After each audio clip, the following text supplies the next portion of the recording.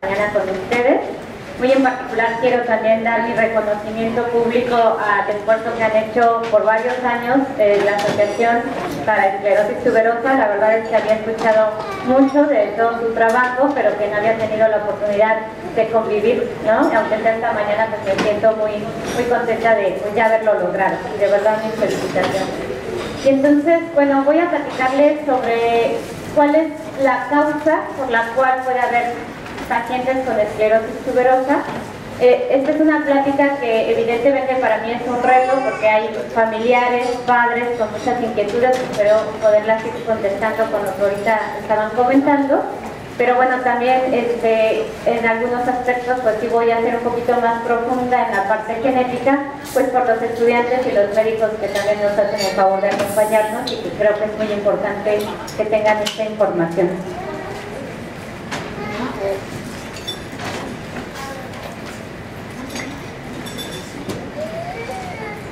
Creo que no está avanzando.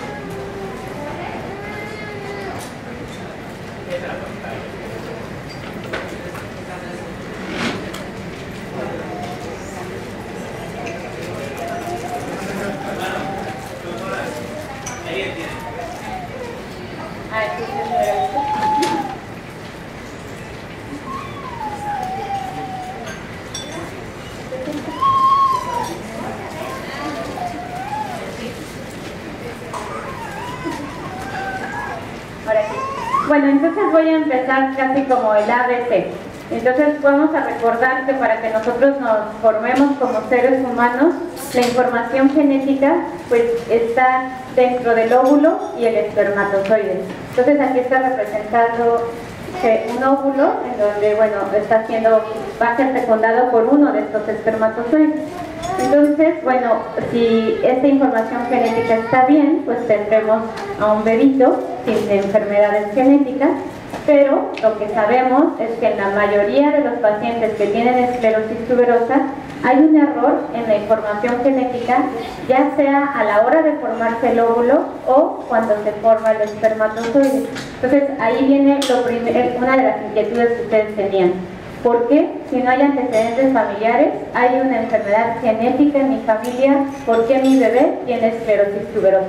En la mayoría de los casos la explicación es esa, que cuando se forma el óvulo o el espermatozoide ocurrió ese error que ya habían mencionado, que puede ser azaroso o también lo mencionamos accidental. El otro mensaje que quiero compartirles es que todas las parejas que deciden tener un bebé tienen riesgo de que esa información genética cambie.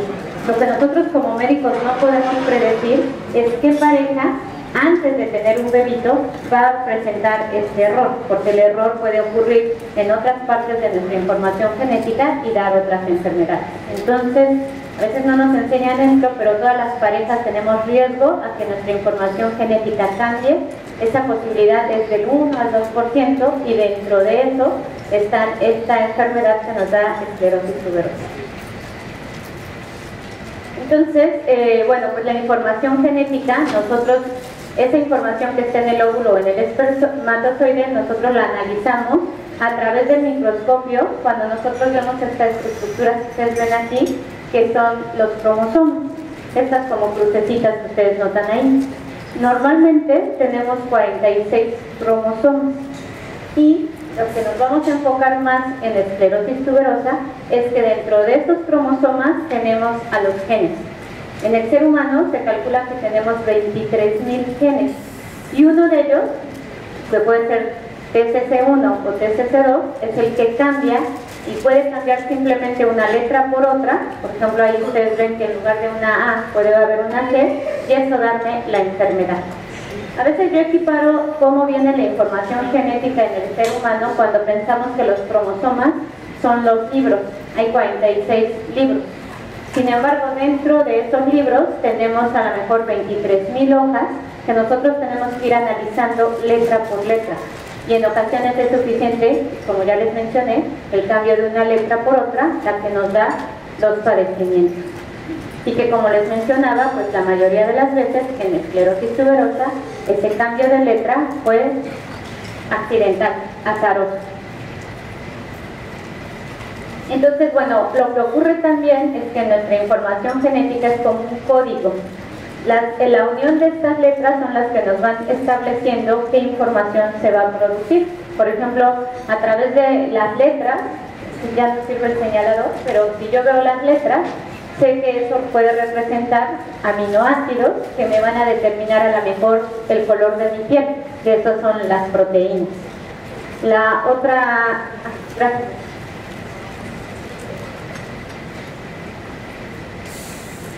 Entonces, por ejemplo, aquí está representado que si yo tengo la información correcta, voy a formar esta proteína que me permite, pues a lo mejor, ser un excelente atleta, ¿no? Entonces, en el caso de esclerosis tuberosa, pues vamos a ver que el cambio de una letra va a condicionar que esas proteínas tan importantes como son tuberina y amartina no estén funcionando, y eso nos dan las manifestaciones que ya les mencionaron en la plática anterior. Ahora, ¿qué es lo que pasa en los bebés con esclerosis tuberosa? Normalmente, de cada información o de estos genes que yo les estoy platicando, tenemos dos copias, una que viene de papá y otra que viene de mamá. Y en ambas debería de estar toda la información, todas esas letras normales, para que no haya algún padecimiento. En esclerosis tuberosa, nosotros sabemos que los bebitos que tienen el padecimiento tienen una de esas copias cambiadas. Entonces también por eso les decimos que ellos son heterocigotos. Tienen una copia normal de información genética, y esta que sufrió el cambio es suficiente para darme la enfermedad. Entonces, hay algunos casos de esclerosis tuberosa en donde también observamos que sí hay antecedentes familiares, y en este caso la forma de herencia es autosómica dominante. ¿Qué significa esto? Que aquel individuo que está afectado, pues ya les mencioné que tiene una copia cambiada, y él, cuando decide tener familia, puede transmitir esa copia cambiada o la normal. Por lo tanto, la posibilidad de tener hijos afectados en cada embarazo es del 50%. Y la otra parte importante es que esta es una enfermedad que ustedes ya vieron, que puede afectar a los hombres, que son los que están representados en cuadros, o a las mujeres. Entonces, cuando tenemos familias con esclerosis tuberosa, aquí sí yo ya sé muy bien que esta persona afectada en cada embarazo tiene un riesgo del 50% de tener otro hijo con lo mismo. Y bueno, entonces pues yo le estoy comentando a esa familia, dentro del asesoramiento genético, que es lo que hacemos nosotros los genetistas, es explicarle: mire, usted está afectado porque tiene una copia normal y la otra está alterada, y usted va a transmitir en cada embarazo, ya sea la normal y tendrá hijos sanos, o la afectada, o sea, 50% de riesgo en cada embarazo. Pero eso es cuando ya tenemos claro quiénes están afectados. ¿Qué observan ustedes aquí? Aquí les muestro un árbol genealógico que seguramente muchos de ustedes es lo que están viviendo. Son padres jóvenes, hombre, mujer, que deciden formar una familia y que no tenían antecedentes de enfermedades genéticas. No había nadie con esclerosis tuberosa. Y a lo mejor algunos de ustedes incluso tienen hijos, ya sea hombres o mujeres sanos, pero hay un primer bebé, ya sea hombre o mujer, con la enfermedad. Aquí, ¿qué pasó? Era lo que estábamos mencionando, de que todos corremos ese riesgo de que a la hora de formarse el óvulo o el espermatozoide existe el error. Este niño tiene una copia mutada de su información genética y me da el padecimiento. En el asesoramiento genético, para nosotros es muy importante establecer si estoy ante un caso familiar de esclerosis tuberosa, como les mostré en la diapositiva anterior, porque este individuo, ¿no?, en cada embarazo correría ese riesgo del 50% de tener hijos afectados. Mientras que si es el primer caso en la familia, yo estoy segura de que estos padres son clínicamente sanos, la posibilidad de que tengan otro bebé con la misma enfermedad, un segundo error, es prácticamente imposible. o menos del 1%. Entonces, aquí el otro mensaje que quiero transmitirles, y por las inquietudes que ustedes tenían, la manera en que yo puedo saber si es un caso familiar o realmente fue algo accidental nuevo, es que a los padres nosotros les hagamos una exploración física muy detallada.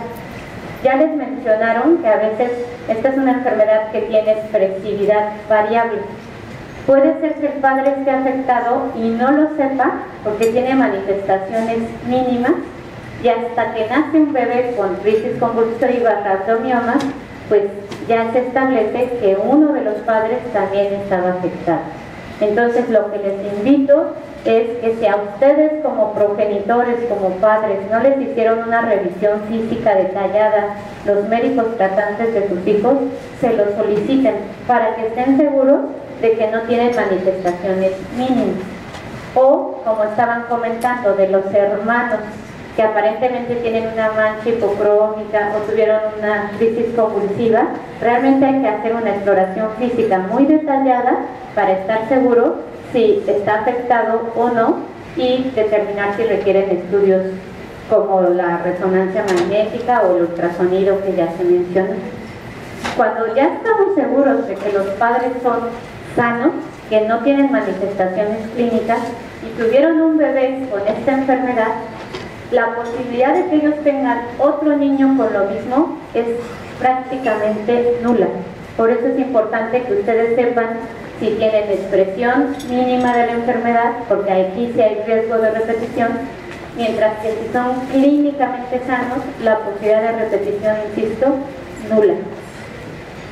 La otra pregunta que hacían, ¿qué tan común es de que si los padres son sanos, estamos seguros por una buena revisión y les hicimos estudios de resonancia, ultrasonido renal, no tienen la enfermedad y resulta que tienen 2 hijos afectados? Eso es muy poco frecuente, pero eso sí es un fenómeno que hemos visto en esclerosis tuberosa que se llama mosaico gonadal, que quiere decir que aunque alguno de los padres, aunque sean sanos, alguno de ellos porta esa información cambiada, ya sea en el óvulo o en el espermatozoide, y por eso tuvieron más de un hijo afectado. Pero insisto, no es lo común. Lo habitual es que padres sanos solo tengan un hijo afectado y riesgo de repetición no existe prácticamente. La otra pregunta que se pueden hacer es ¿por qué ocurren estos cambios en la información genética? ¿Nos podríamos haber evitado? ¿Yo podía haber hecho algo como padre para prevenir estos errores? Y la respuesta es no. No hay ningún factor ambiental que se haya demostrado que favorezca mutaciones nuevas que me den un bebé con esta enfermedad y que entonces yo lo hubiera podido evitar. Como les digo, esto puede ocurrir en cualquier pareja y no podemos predecir a quién sí le va a ocurrir el error y a quién no. Pero una vez que estoy segura, insisto, de que los padres son sanos, posibilidad de repetición no existe. No sé si puedo aprovechar y si aclaré estas inquietudes de asesoramiento genético en cuanto a riesgo de recurrencia, que yo creo que es mejor que una vez que haya alguna duda, lo mencionamos. ¿No? Entonces todos los padres deben de ser revisados. ¿Por qué? Porque ya les platicaron que pues, la esclerosis tuberosa tiene diversas manifestaciones, que no todos los pacientes tienen todas estas manifestaciones y que incluso a veces esas van ocurriendo a lo largo de la vida. Hay algunas manifestaciones, como pueden ser estos angiofibromas faciales, que no molestan. Estéticamente pueden ser llamativos, pero no molestan. Entonces, por eso les digo que si hemos tenido familias en donde el padre o la madre, si yo le pregunto si se considera sano o está enfermo, me va a contestar, soy sano. Pero si lo reviso, a lo mejor detecto que él tenía 3 manchas blancas, más angiofibromas, consideraban que eran lesiones de su cara y nada más, y no sabían que tenían la enfermedad. Entonces, por eso es muy importante reconocerlo. Porque, insisto, hay padres que se consideran sanos, porque ellos no tienen retraso mental, no tienen convulsiones, y pues no sabían que corrían ese riesgo del 50% de tener hijos afectados.